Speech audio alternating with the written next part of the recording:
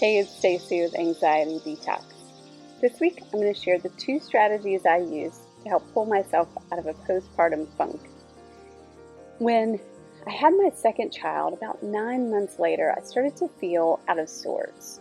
I was forgetting things way more than usual and feeling a lot more just generally anxious and unsettled. And so I called my doctor thinking it was probably the birth control I was taking. And when I talked it through with her, she said, "No, Stacy, you're probably still in the postpartum phase," meaning I could be diagnosed with postpartum depression or anxiety. She said, "Come on in, we'll talk about it, and probably can just give you something to take to get you through this hump." But at the time, I thought, I have been a counselor for 8 or 9 years. How did I let myself get into this position? How did this happen? But, sometimes life just gets busy and things start to take over. And before you know it, you're in this little slump or this funk. And I didn't want to take medication. If I needed it, sure. But I didn't think that I really needed it. And so I told her, I'll call you back in a month if I can't figure it out.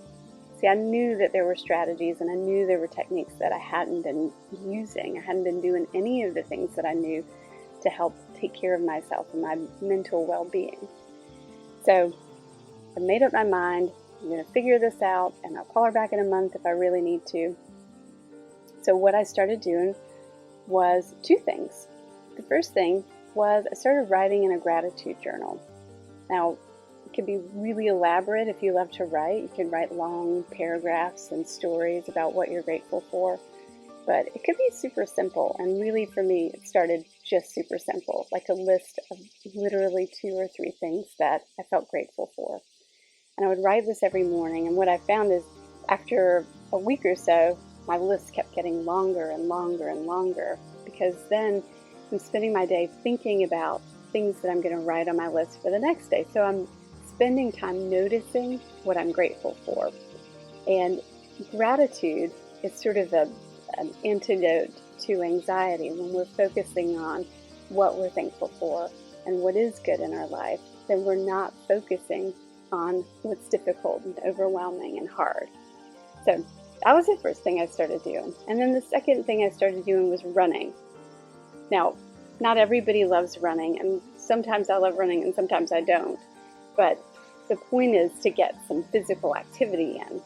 And I think most people have heard by now that when you get in a good sweat, you release endorphins, and those endorphins are sending good signals to your brain to help you feel more happy, more motivated, and it does flush out some of that cortisol and stress hormones that you have.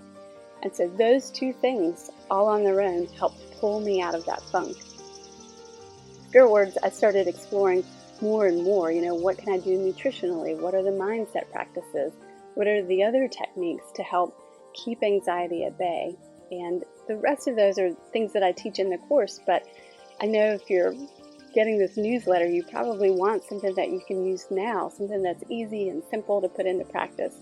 And so those are the 2 things that truly changed my life and put me back on the path to feeling good and feeling joyful and noticing the things I'm grateful for. So I hope that helps you, and I hope you have a wonderful week. See you soon.